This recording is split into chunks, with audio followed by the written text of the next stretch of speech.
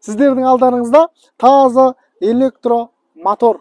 Яғни құрметті достар, қатын көпірге барып машинаның прокладкасын ауыстыру керек, свечасын ауыстыру керек, генераторым істемей қалды, тоқ бермей қалды, тағы не бар, антифризді ауыстыру керек.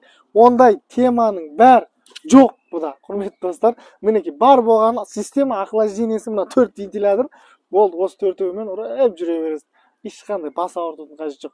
Мотор май дей ма, жемей ма, қалай болады деген тема, онда ештеңе жоқ. Бас ауыртпайсың, отырасың, оталдырасың, кете бересің, үйге барасың, кіресің, зарядке қойып қоясың, iPhone сияқты Type-C бар ма деп.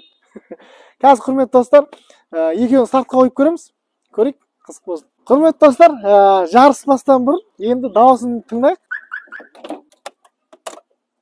Оталып тұр ма? Қош! Ой, ё-мо, жаным қалмады. Құрметті достар, мен қазір өзім таңалып тұрмын.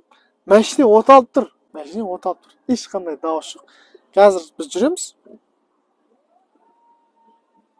Пожалуйста. Кәдімгі паркке барып, игрушечный гель-ваген айдап жүрген сияқтымын. Вообще дауыс жоқ қой. Мынаның стартері кетіп қала беретін сияқты, андай оталдырмадым деп оталдыра беретін сияқты.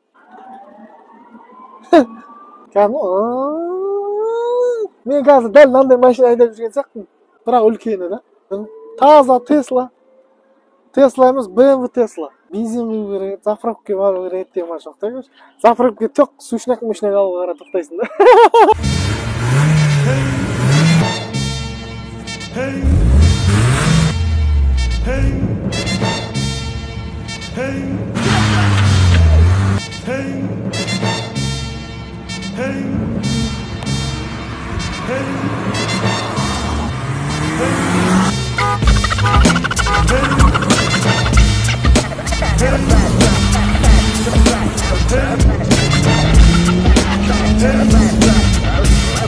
Құрметті достар, көргендеріңіздей екеуі де кәдімгі бірдей келіп жатыр негізі.